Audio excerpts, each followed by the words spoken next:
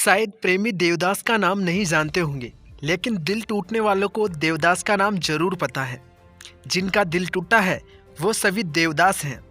देवदास की प्रेम कहानी सबके दिल को छुआ है, लेकिन यह सच्ची प्रेम कहानी नहीं है। यह एक काल्पनिक प्रेम कहानी है जो 1900 में शरद चंद्र चटर्जी द्वारा बंगाली में लिखी गई थी। देवदास की प्रेम कहानी आमतौर पर सबको पता है, क्योंकि ये 19 विभिन्न भाषाओं के फिल्म स्क्रीन पर फिल्माया गया है।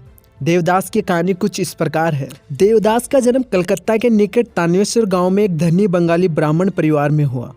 उसकी सहेली पार्वती है। सब उसे प्यार से पारू कहकर बुलाते हैं। वो देवदास के सामने वाले घर की लड़की थी। देवदास एक अमीर बंगाली ब्राह्मण परिवार का लड़का था, लेकिन उसकी बचपन की सहेली पारू एक मिडिल क्लास व्यापारी घर की प्यारी बेटी थी। जाति व्यवस्था की सीमा के परे उनकी दोनों के परिवारों के बीच कुछ दीवारें थी। देवदास की मां पारू को बहुत पसंद करती थी।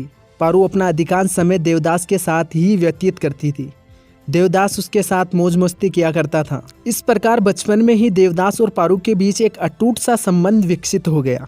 देवदास और पारू एक दूसरे को छोड़कर नहीं रहते थे, लेकिन संदर्भ ने उन्हें अलग कर दिया। देवदास अपने पिता के आग्रह पर शिक्षा प्राप्त करने के लिए कलकत्ता गया। वह पढ़ाई के लिए 13 साल तक वहीं रहा। पारू देवदास के लिए हर पल प्रतीक्षा करती रही। उसकी यादों में हर एक सांस लेती रही। वो भी उसे पत्रों के माध्यम से याद करती थी। दोनों शारीरिक रूप से दूर थे, फिर भी मानसिक रूप से बहुत करीब। जब 13 साल के बाद देवदास अपनी पढ़ाई पूरी करके गांव लौटा तो वह पूरी तरह बदल चुका था। बचपन में बेवकूफ़ की तरह बर्ताव करने वाला लड़का अब एक शिक्षित इंसान बन चुका है। उसी तरह पारू भी बहुत बदल गई थी। कई साल बाद देवदास अपनी बचपन की सहेली पारू को देखने के बाद आश्चर्यचकित हो गया, क्योंकि बचपन की सहेली पारू अब बहुत बदल चुकी थी। अब बड़ी होकर एक सुंदर युवती बन चुकी थी। उसकी सुंदरता देखने के बाद देवदास को खुद पर यकीन नहीं हो पा रहा था। दोनों ने एक दूसरे को गले लगाया। उन्होंने एकांत में एक दूसरे के कुशल क्षेम पूछा। एहसास हुआ कि अब हम सिर्फ दोस्त नहीं हैं, हम युवा प्रेमी हैं। अपनी बचपन की दोस्ती प्यार में बदलने पर पारू बहुत खुश थी।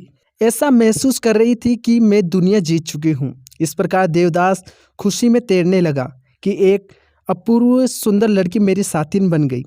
जैसे जैसे दिन बीतते गए, देवदास और पारू का प्यार सारी हदें पार करने लगा।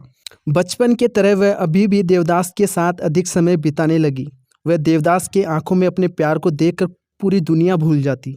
उन दोनों के घर आमने सामने थे, इसलिए वे दोनों आसानी से एक दूसरे को मिलते थे।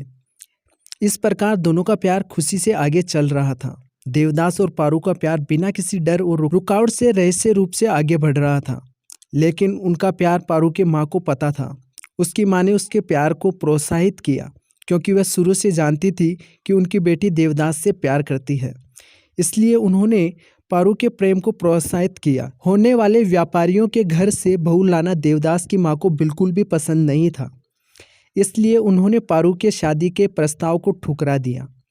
इसके अलावा उन्होंने पारू को नीच जाति की औलाद, व्यापारी वंशज और चरित्रहीन लड़की कहकर अपमान किया। देवदास के पिता नारायण मुखर्जी ने पारू की माँ को ये कहते हुए अपमान किया, हमारी प्रतिष्ठा के बराबर आप हमें दहेज देने के लायक नहीं है।